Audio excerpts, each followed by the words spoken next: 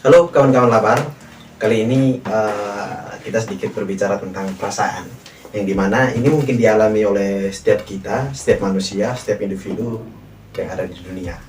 Beberapa waktu lalu saya sempat membaca artikel yang mana terkait perasaan. Bagaimana sih orang menyikapi ketika dibohongi, bagaimana sih rasa atau perasaan dari seseorang ketika dia dibohongi. Jadi kita akan bertanya pada beberapa kawan kita bagaimana perasaan mereka ketika dibohongi oleh orang terdekatnya dan bagaimana juga mereka menyikapi ketika mereka itu dibohongi. Kita akan lihat pada wawancara berikut ini. Halo, selamat malam kawan Muswal. Malam. Selamat datang di channel YouTube Labar. Mungkin kita langsung ke pertanyaan ya. Langsung ke pertanyaannya. Apa yang Anda rasakan ketika dibohongi oleh orang terdekat saudara? Oke, baik, terima kasih. Oke, pertanyaannya bagaimana ketika saya dibohongi oleh orang terdekat saya? Ya tentu rasanya sakit ya. Dan saya ambil contohnya saja ketika saya dibohongi oleh pacar saya. Dan kita sudah menjalin hubungan sudah sekian lama, 2 tahunan lah. Dan pada akhirnya dia langsung ini memutus hubungan secara sepihak gitu.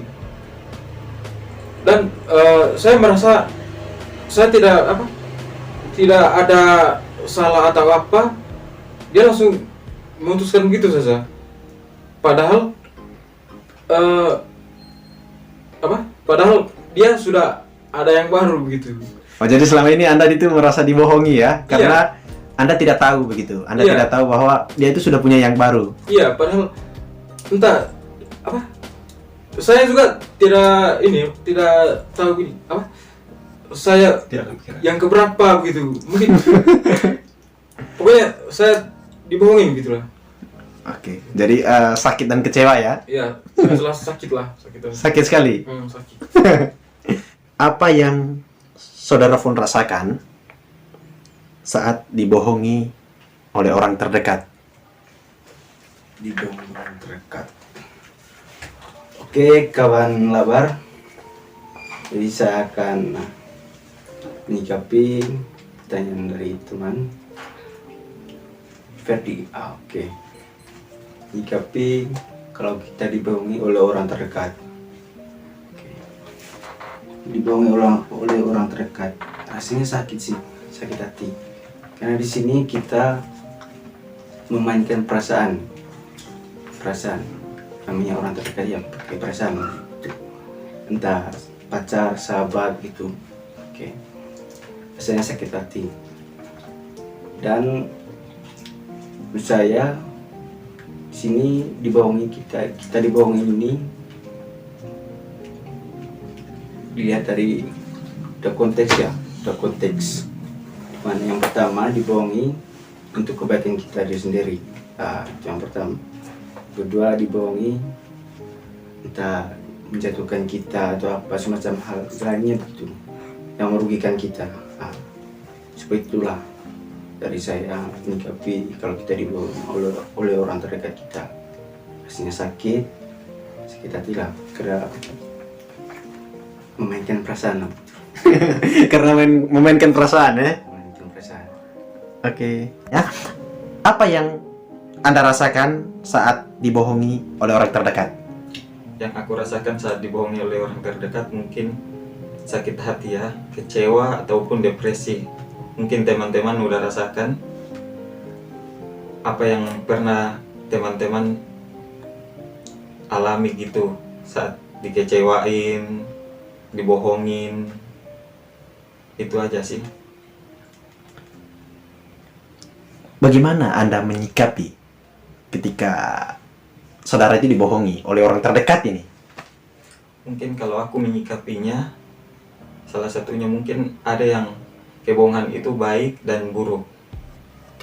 Mungkin kebanyakan kebohongan buruk itu orang yang iri sama kita atau dengki sama kita. Jadi aku menyebutnya ya udah biasa aja lah, daripada kita pikirin orang itu terus malah jadi hal yang nggak baik gitu buat kesehatan kita. Tapi yang benar itu kebanyakan orang tua itu demi kebaikan kita, agar apa yang orang tua bohongi kita itu nggak selamanya hal yang buruk, tapi ingin membuat kita lebih baik ke depannya.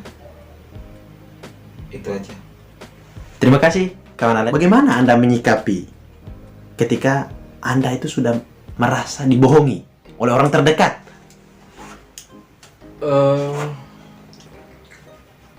Cara menyikapi ya, kalau menurut saya itu gimana ya, mungkin saya bisa menjadikan diri saya lebih baik lagi. Dan kalau mungkin kalau gini, saya mencari pasangan yang baru lagi untuk manas-manasin dia, saya rasa itu bukan laki-laki sejati gitu. Oh ya. Iya, mungkin itu. Tapi harus dari permasalahan itu ketika dibohongi itu menjadikan kawan Oswald itu menjadi seorang yang lebih dewasa dalam menyikapi satu persoalan. Iya. Jadi ada baiknya juga ya. Iya, ada. Jadi ini suatu proses untuk pendewasaan begitu. Iya, jelas. Jadi saya pikir itu satu jawaban yang sangat konkret ya dari kawan kita Oswald. Sakit hati ya. Sakit hati tapi untuk pendewasaan. Iya. Bagaimana Anda menyikapi ketika Anda dibohongi oleh orang terdekat tersebut? Oke, kita di sini juga menjawab cara menyikapi orang terdekat. Ya menurut saya, pribadi saya, misalnya saya berikan contoh ya, kita dibohongi oleh sahabat kita. Nah, untuk menyikapinya, yang pertama, kalau seandainya kita dibohongi sekali, memang sakit hati. Nah, di sini kita bisa memaafkan karena kita tidak boleh terpengaruh ya untuk dibohongi satu kali dibandingi kebaikan kita selama ini. Nah, untuk sahabat kita itu mungkin saya juga pernah membohongi sekali untuk mereka, untuk sahabat kita. Tapi janganlah sesering mungkin. Itu masih bisa dimaafkan ya, tidak panjang lebarkan gitu. Nah, untuk yang kedua menurut saya, kalau kita sering dibohongi sesering mungkin, menurut saya tidak wajar lah. Kita sudah memainkan perasaan di situ. Namanya sahabat itu pertimbangan perasaan ya. Dan perasaan kita tanpa kita sadari di situ sudah menanamkan kepercayaan kita terhadap dia. Kalau kita dibohongi atau apa namanya istilah, kalau apa namanya, khianati atau mungkin apa? Oh, dihianati begitu. Dihianati, bisa dihianati oleh pasangan, sahabat itu sesering mungkin rasa sakit hati gitu.